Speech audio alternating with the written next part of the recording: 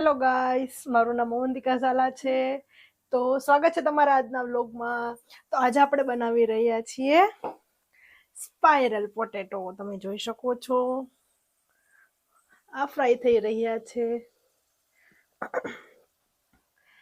તો ચાલો મારી સાથે પણ સ્પાઇરલ પોટેટો ખાવા માટે. તમે જોઈ શકો છો. ચાલો બધા સ્પાઇરલ પોટેટો ખાવા માટે. ચાલો.